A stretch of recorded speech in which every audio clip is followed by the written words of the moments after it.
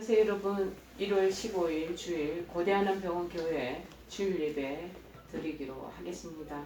우리 다 같이 26장 찬송하시겠습니다.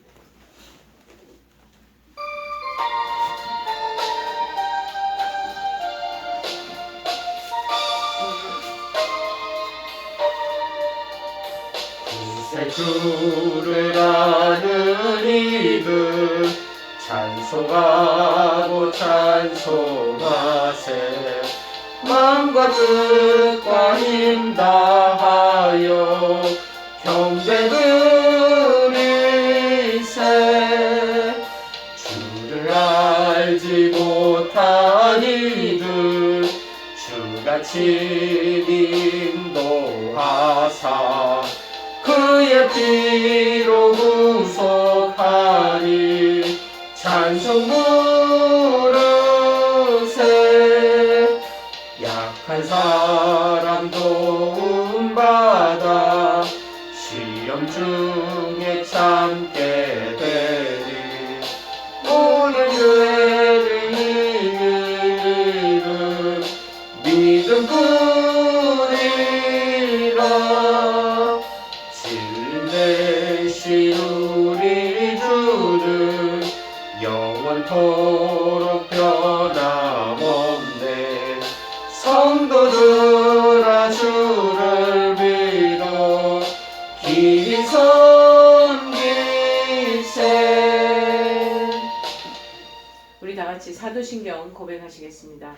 전능하사 천지를 만드신 하나님 아버지를 내가 믿사오며 그 외아들 우리 주 예수 그리스도를 믿사오니 이는 성령으로 잉태하사 동정녀 마리아에게 나시고 본디오 빌라도에게 고난을 받으사 십자가에 못 박혀 죽으시고 장사한 지 사흘 만에 죽은 자 가운데서 다시 살아나시며 하늘에 오르사 전능하신 하나님 우편에 앉아 계시다가 저리로서 산 자와 죽은 자를 심판하러 오시리라. 성령을 믿사오며 거룩한 공예와 성도가 서로 교통하는 것과 죄를 사하여 주시는 것과 몸이 다시 사는 것과 영원히 사는 것을 믿사옵나이다. 아멘. 오늘 하나님께서 저희들에게 주시는 말씀은 신약성경 마가복음 말씀을 보시겠습니다. 마가복음 5장 1절에서 13절 조금 긴 말씀입니다. 마가복음 5장 1절에서 13절 말씀을 보시겠습니다. 페이지 수로는 59쪽입니다. 마가복음 5장 1절에서 13절 말씀입니다. 다 찾으셨으니 제가 봉독해 올리겠습니다. 예수께서 바다 건너편 그라사인의 지방에 이르러 배에서 나오심에 곧 더러운 귀신 들린 사람이 무덤 사이에서 나와 예수를 만나니라. 그 사람은 무덤 사이에 거처하는데 이제는 아무도 그를 쇠사슬로 맬 수 없게 되었으니 이는 여러 번 고랑과 쇠사슬에 매었어도 쇠사슬을 끊고 고랑을 깨뜨렸음이르라. 그리하여 아무도 그를 제어할 힘이 없는지라. 밤낮 무덤 사이에서나 산에서나 늘 소리 지르며 돌로 자기의 몸을 해치고 있었더라. 그가 멀리서 예수를 보고 달려와 절하며 큰 소리로 부르짖으러 이르되 지극히 높으신 하나님의 아들 예수여, 나와 당신이 무슨 상관이 있나이까? 원하건대 하나님 앞에 맹세하고 나를 괴롭히지 마옵소서 하니 이는 예수께서 이미 그에게 이르시기를 더러운 귀신아 그 사람에게서 나오라 하셨습니다. 이에 물으시되 내 이름이 무엇이냐? 이르되 내 이름은 군대니 우리가 많으니이다 하고 자기를 그 지방에서 내보내지 마시기를 간구하더니 마침 거기 돼지의 큰 떼가 산 곁에서 먹고 있는지라. 이에 간구하여 이르되 우리를 돼지에게로 보내어 들어가게 하소서 하니 허락하신대 더러운 귀신들이 나와서 돼지에게로 들어가매 그의 2,000마리나 되는 떼가 바다를 향하여 비탈로 내리다라 바다에서 몰사하거늘. 아멘. 귀신 들린 자를 치유하신 예수님,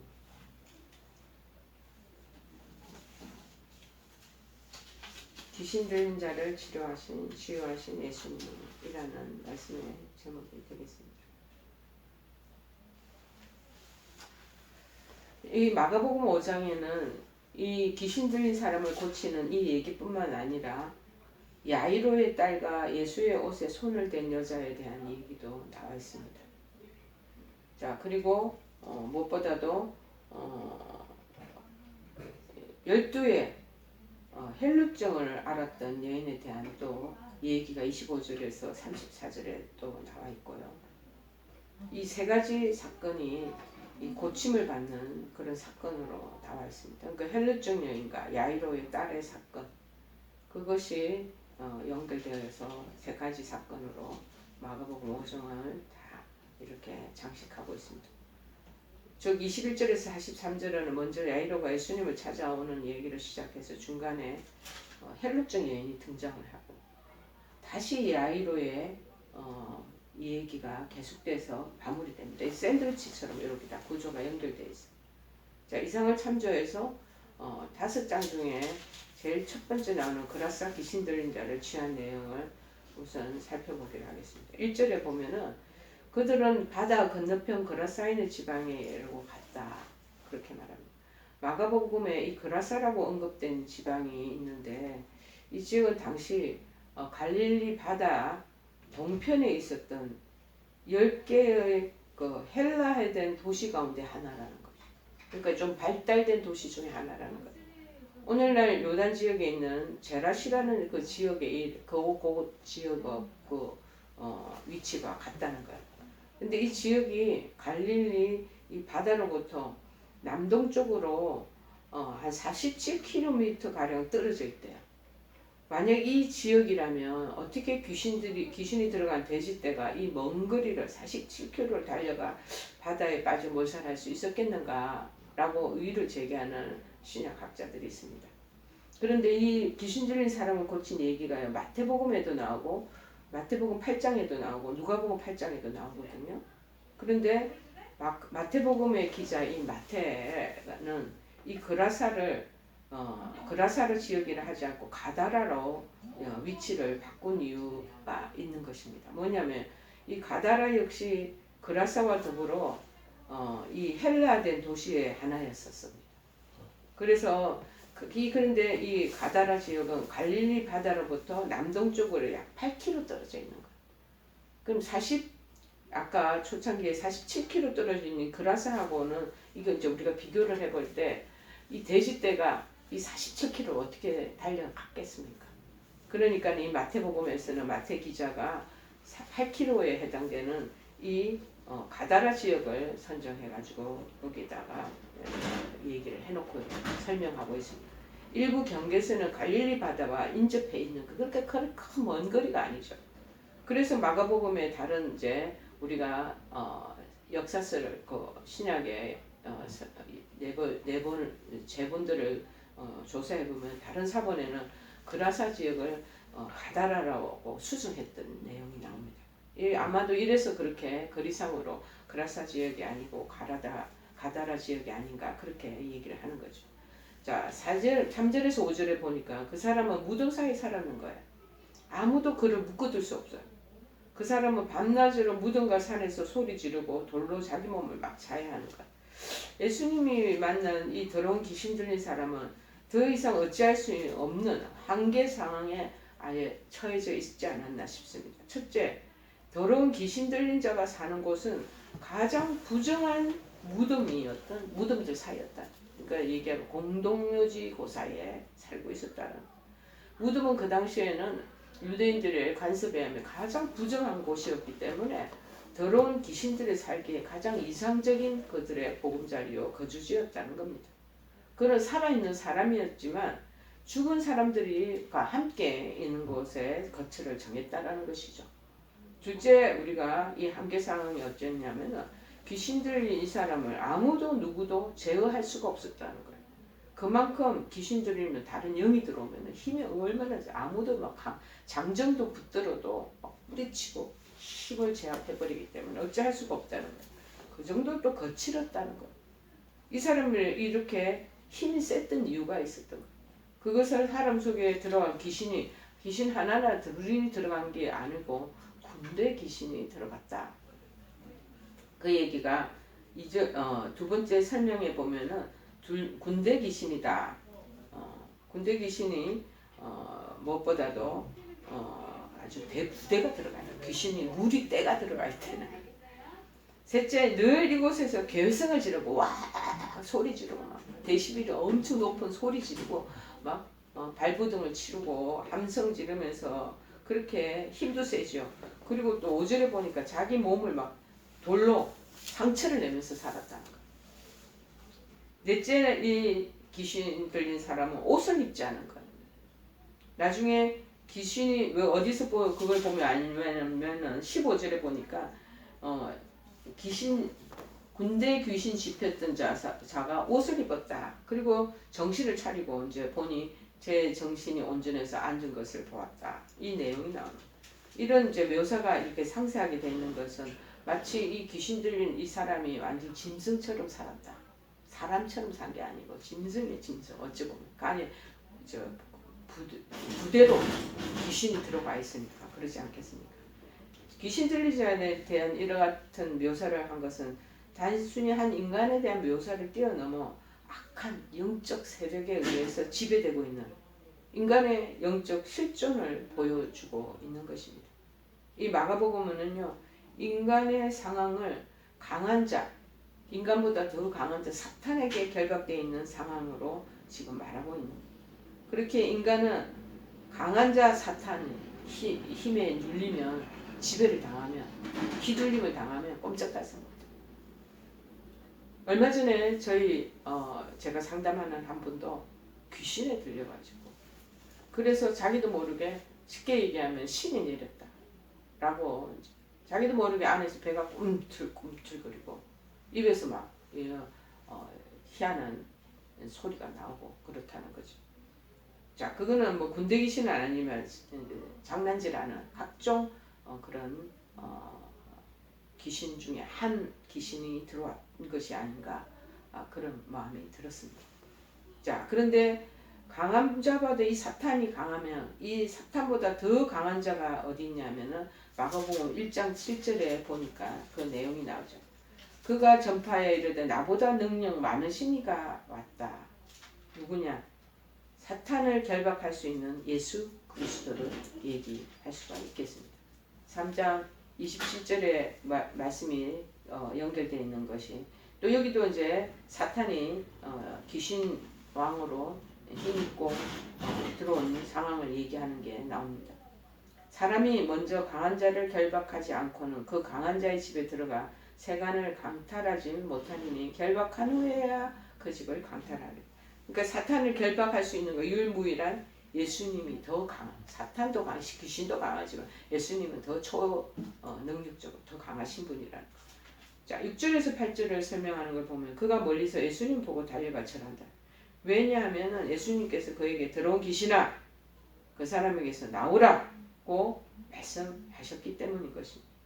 들어온 귀신이 들린 이 사람이 멀리서 예수님 보고 달려 엎드려서 귀신도 영을 알아보는 거, 하나님을 알아보고 예수님의 그 놀라운 권능을 알아채고 그러고 있습니다. 그래서 우리가 한동안 제가 새롭게 하소서에 보면은 그 목사님이 천안에서 목회하시는 목사님인데 이분은 주로 무당들, 그 다음에 무술을 하는 그런 신들린 사람들을 찾아가서 또 하나님이 그분에게 그런 사명을 주셨나봐.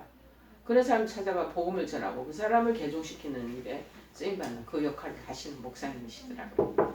예.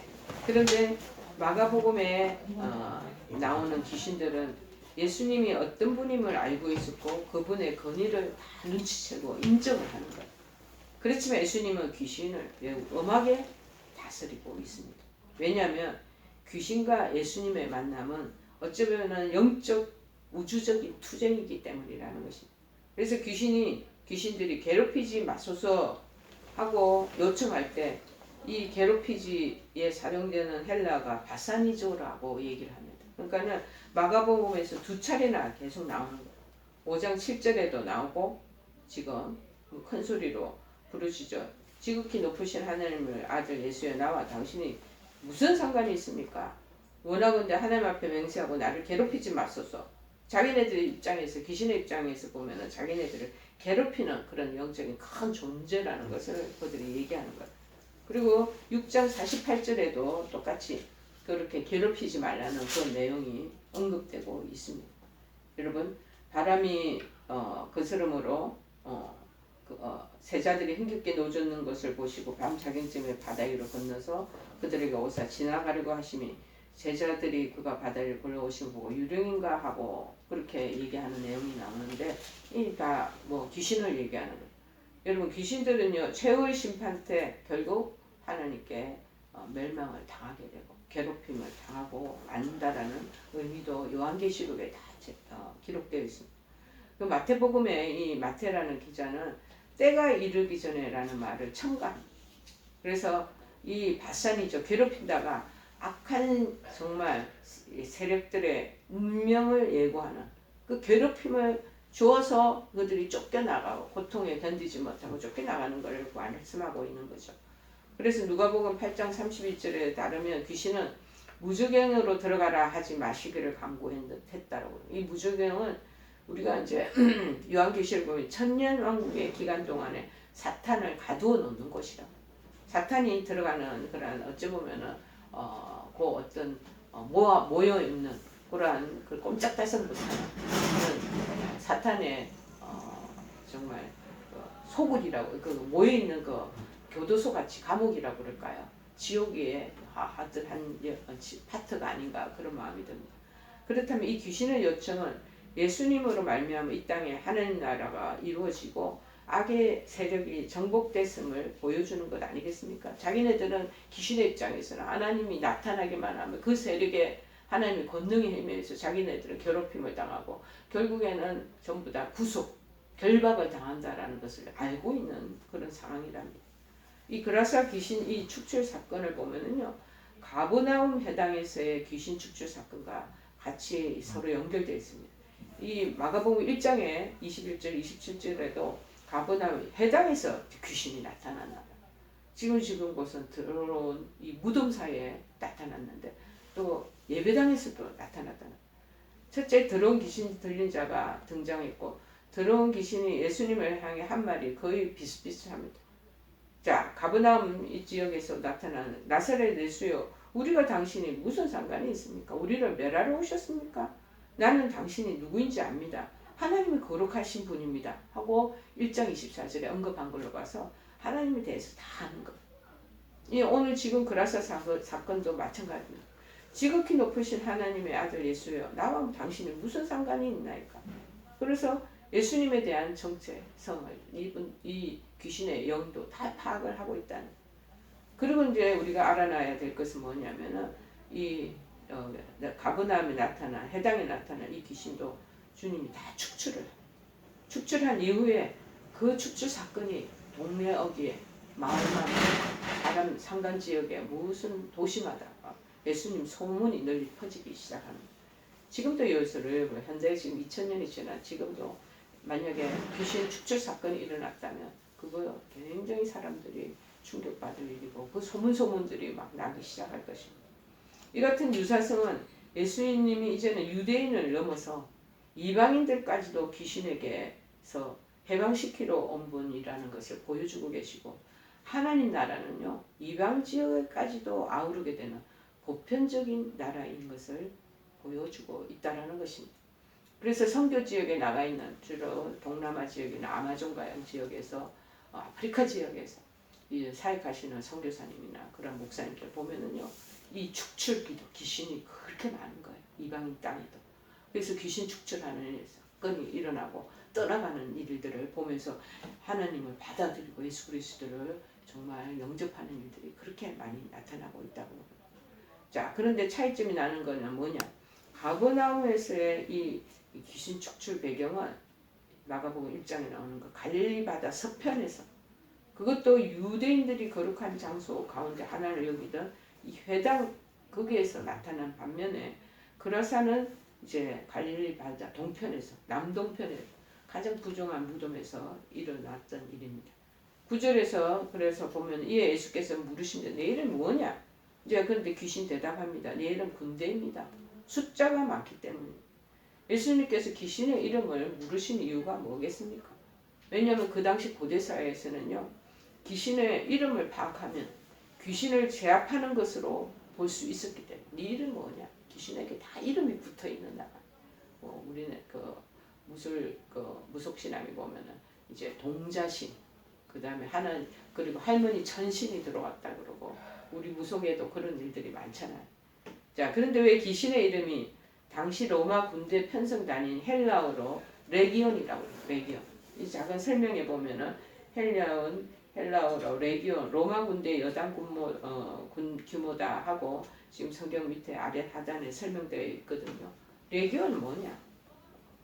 로마 군인 한 5천, 6천 명으로 구성되어 있다. 엄청난 규모죠. 그런데 한 사람에게 들어갈 수 있는 귀신의 수가 이토록 많을 수 있다는 것을 말하는 것입니다. 우리는 이 레기온이라는 이름을 통해 귀신 들린 사람이요, 정신적으로 영적으로 피폐해진 원인이 당시 로마 제국의 압제와 서로 연관되어 있다는 것을 짐작할 수가 있다는 것입니다. 실제로요, 주후 예수님 탄생하신 이후에 1세기에 로마 제국이 팔레스타인을 통치하잖아요. 그 통치할 때 로마 군단 레기온이 한 5, 6천 명 이 부대가 그라사에 주둔을 했다는 거예요. 근데 로마 군단이 주둔한 목적이 뭐냐? 그 당시 아라비아 남부와 인도를 잇는 무역로를 유지시켜 주는 거. 유지시켜 줌으로써 로마에 장사하는 대상들이 있습니다. 로마에 장사하는 이 장사 대상들과 비즈니스 기업인들을 그 지방의 상류층 인사들, 그러니까 고급 간부들, 그 다음에 그러한 귀족들하고 연결시켜서 그들의 이익을 보호해주기 위함이었다는 것입니다. 그 당시 이 로마 군인들은요, 돼지고기를 무척 좋아했다고. 그리스와 이 로마에서 돼지는 그 당시 신에게 바치는 제물로 많이 사용했다. 지금도 우리나라에도 마찬가지. 이 바다 용왕제를 지낸다거나, 그 다음에 일반적인 기업체에서 무슨 큰 물건이나 그 집을 아니면 공간을 오픈할 때 돼지머리 제사상에다 딱 올려놓잖아요. 제물로서 각광받던 동물이었대요. 심지어 돼지로 제사 지내지 않고서는 어떤 무덤도 법적으로 보호를 받지 못했다는 것입니다. 또 귀신들은 돼지를 좋아했다고 합니다. 돼지는 지하세계, 땅 밑은 심층 그 부어야 서로 밀접한 관계가 있었다는 것이죠. 그래서 그라사의 여기 부유층 사람들은 시골에 있는 소작농들을 다 시켜서 돼지를 치게 했다. 사육하게 했다. 이 돼지를 그리고 그라사에 주둔하는 이 로마 군인들에게 돈을 받고 팔게 되는. 로마 군인들이 단백질이 돼지고기 종류를 좋아하니까요. 어쩌면 예수님이 그라사에서 만났던 이 사람은 아마도 돼지를 치는 사람이었는지 모른다는 것이죠. 그는 로마 제국의 지배와 거기에 빌붙어서 자신의 이속만을 챙기는 이 부유층들로부터 수탈을 당하고 결국은 다 가정까지 파산한 그런 사람이었던 것은 아닐까 신학자들은 또 유추를 하기도 합니다. 그렇다면 귀신들 이 사람을 사람들이 쇠사슬과 쇠고랑으로 묶어두었다는 것은 다양한 형태의 그 억압과 속박이 이 사람을 이토록 황폐화시켰음을 뜻하지 않았을까. 가정도 파산되고 먹을 거리도 없고 그리고 사람들이 그렇다 보니까는 정신적으로 약간 이상해진 이 사람을 막 쇠고랑으로 꼭 묶어뒀다. 자, 그런데 그 당시에 이 시민의 그 사람들이 사는 그 거울의 주민들의 상황과 이런 것들을 미추해서 이렇게 해놨을 것이다. 그렇게 보면은 이 귀신 들린 자는 단지 한 개인의 그 사람 하나에 그치지 않고 이런 처지에 있는 사람들이 많이 있었을 것이라는 거예요. 그런데 이 사람은 이제 대표적인 한 사람으로 대두가 된 것이겠죠. 그래서 12절에서 13절에 보면요. 그들이 이제 예수께 간청하여 이르되 예수님을 알아보자. 영이 영을 알아본다고.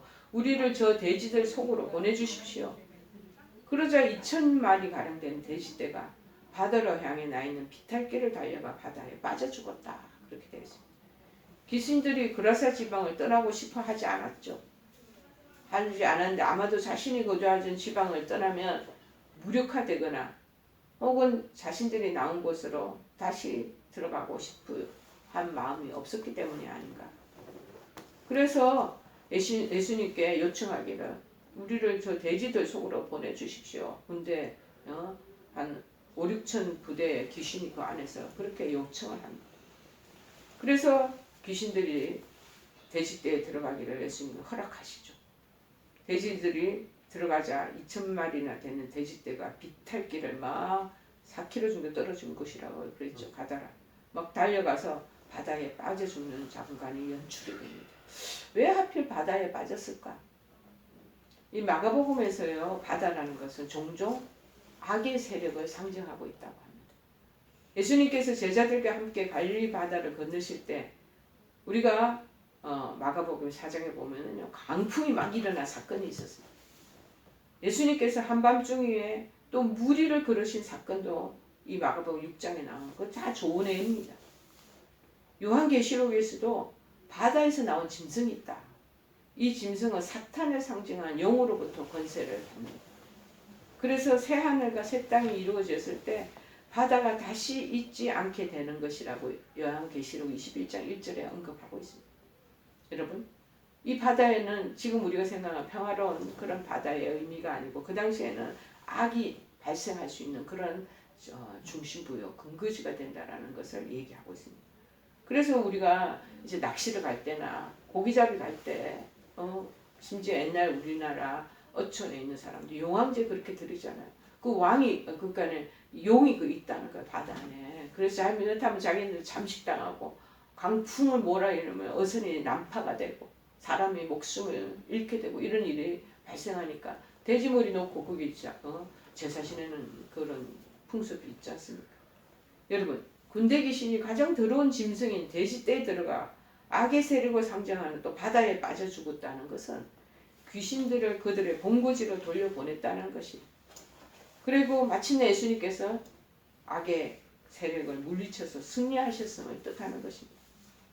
귀신들은 거처를 바꿔서라도 생존하려고 했지만 예수님께서는 귀신들을 아예 바다로 빠져 죽는 그 상황까지 하나님께서 하셨다는 것입니다. 여러분, 이 바다와 관련된 것도 기억나는 게 출애굽기에 시조 5장에 뭐가 기억이 나십니까? 모세가 떠오르지 않겠습니까?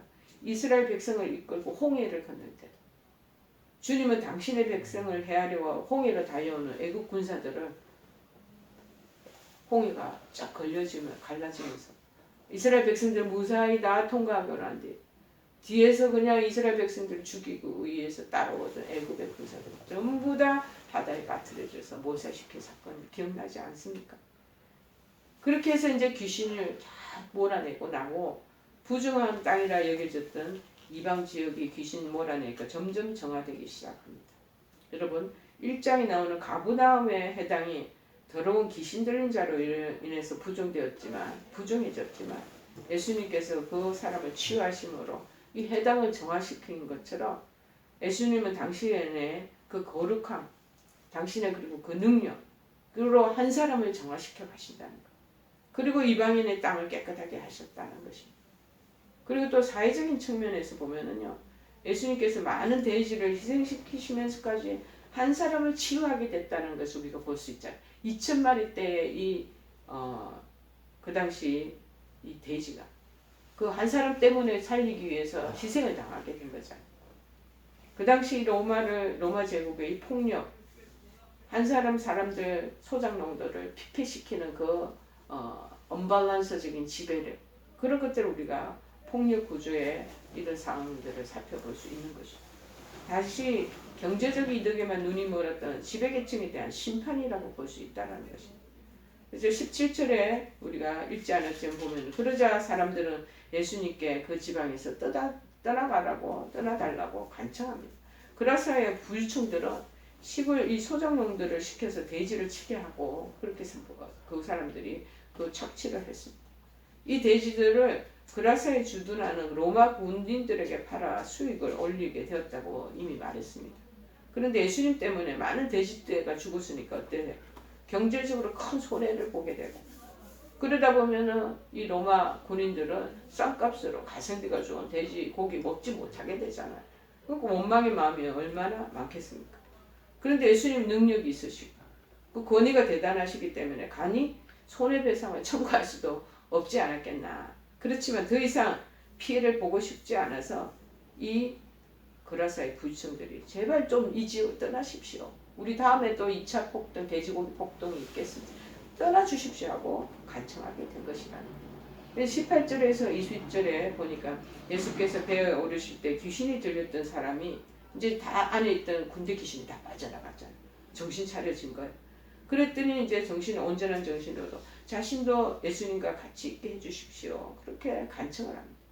그런데 예수님께서 허락하지 아니하시고 그에게 말씀하십니다. 집으로 돌아가서 주께서 내게 어떤 큰일을 행하셨고 또 너를 불쌍히 여기신 것을 다른 사람에게 알라. 나와 같이 갈 필요는 없다.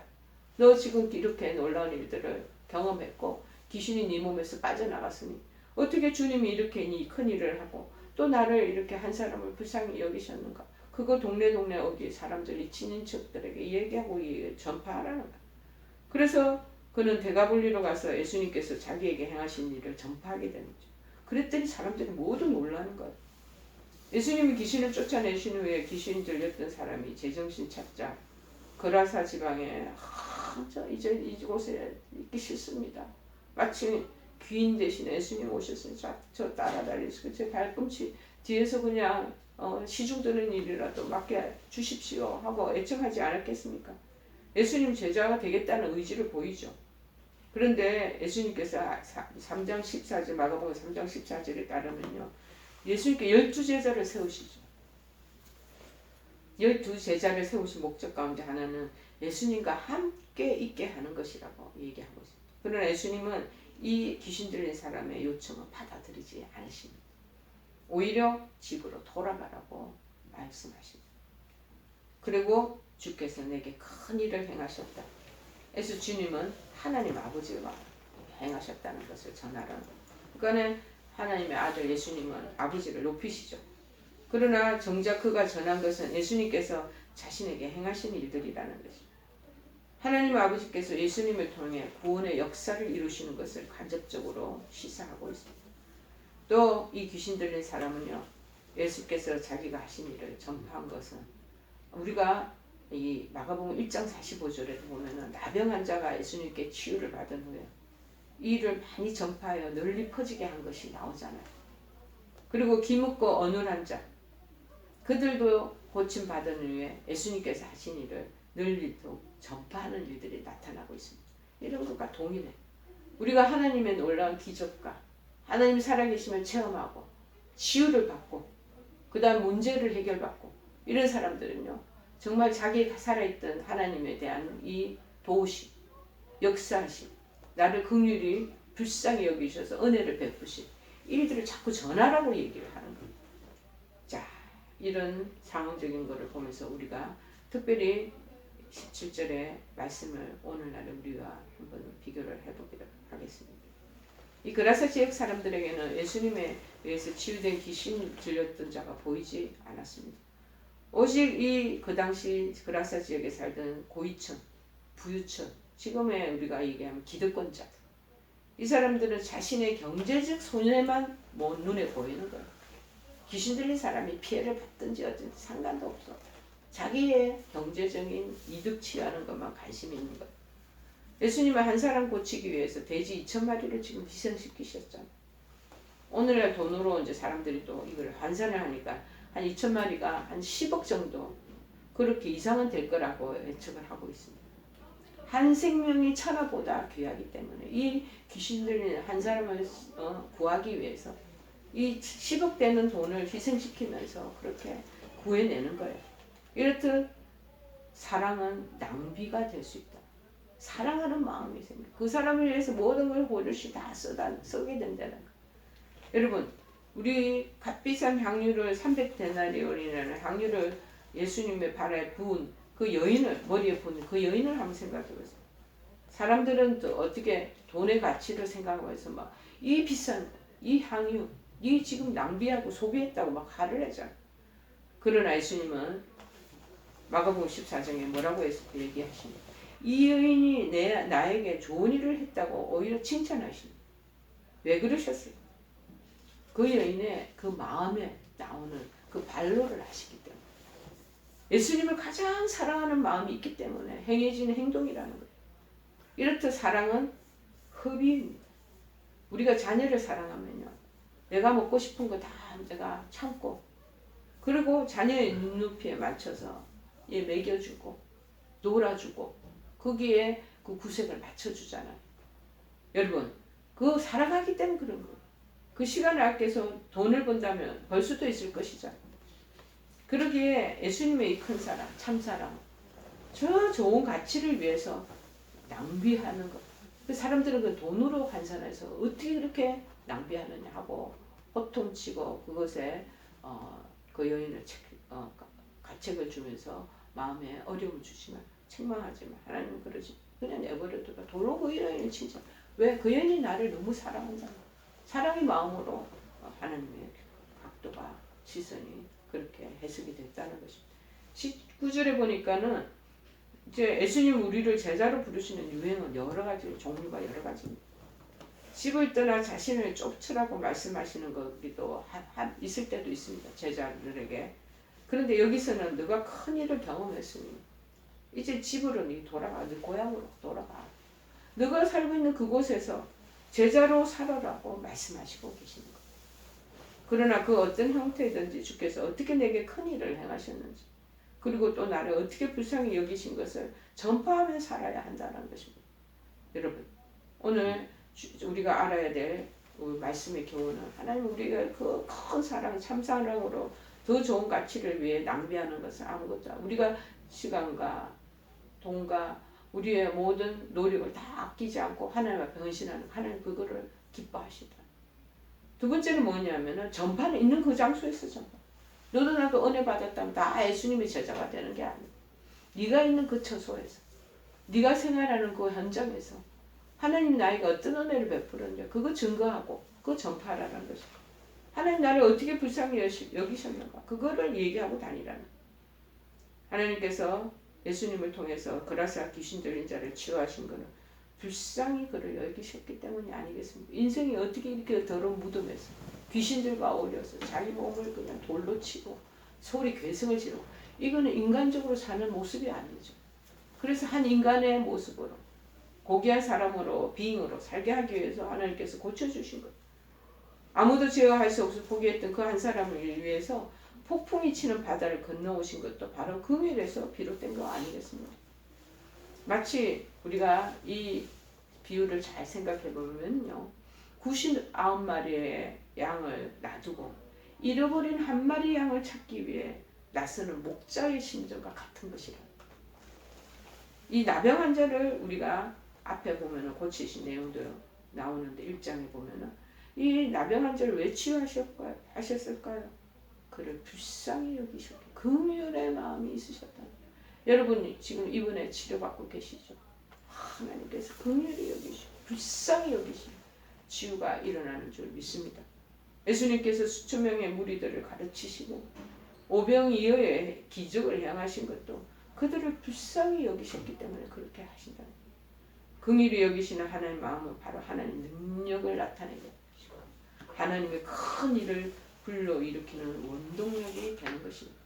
오늘 이 본문의 말씀들을 통해서 하나님의 참 사랑이 얼마나 가치 있고 정말 천하보다 한 사람의 영혼이 한 영혼이 천하보다 귀하다는 것을 아시고 우리에게 자비와 긍휼을 베푸시는 모습을 보시면서 우리도 그 은혜를 입고 있는 이 현장에서 삶의 자리에서 예수님을 전파하고 나가는 우리 모두가 되기를 간절히 축원해 드립니다.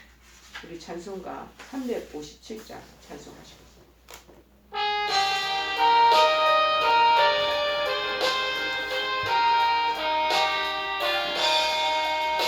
주 믿는 사람 일어나라 힘을 아파요 이 세상 모든 마귀를 다쳐서 멸하세 저 앞에 오는 적군을 다 싸워 이겨라 주 예수 믿는 이름으로 온 세상 이기네 믿음이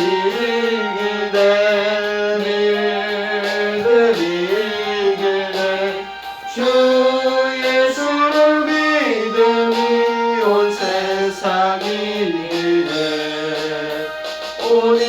유마귀 괴율로 큰 죄에 빠지니 진리로 띠를 띠고서 늘 기도드리세 참 믿고 의지하면서 겁없이 나갈 때 주 예수 믿는 힘으로 온 세상 이기네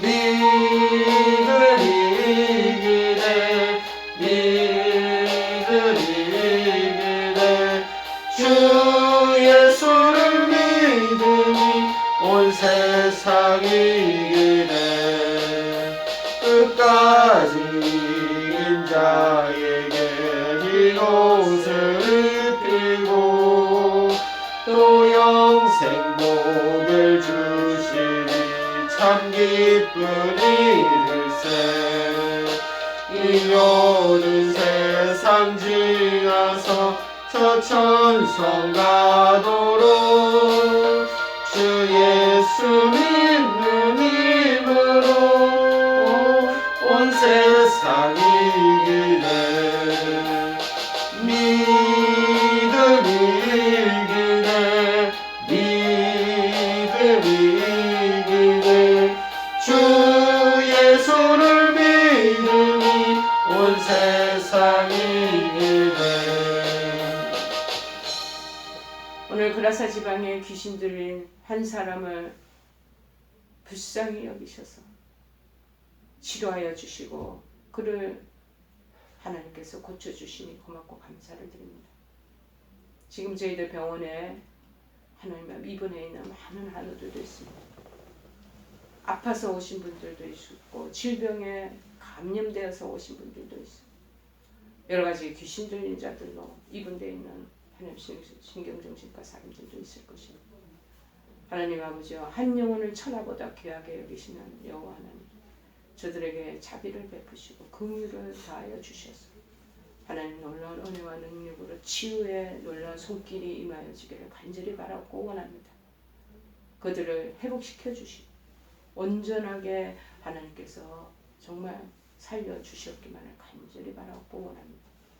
지금은 우리 주 예수 그리스도의 크신 은혜 하나님 아버지의 지극하신 사랑하심과 성령님의 고통요사 충만하신 은총 병들어 또 귀신들로 힘들어하는 사랑하는 한 사람 한 사람 긍휼과 하는 은혜를 베풀어 주셔서 저들에게 하나님의 치유의 놀라운 역사를 일으켜 주시기를 간절히 원합니다. 그래서 하나님 은혜 안에 더 엎드리고 하나님이 치유하심을 전파하기로 맹세하고 마음에 결의하는 사랑하는 우리 한우들과 그 가족들 머리머리 이 방송을 시청하는 모든 우리 권속들 머리 그 가정에 지금부터 영원토록 함께 하옵시기만 간절히 축원하옵나이다. 아멘.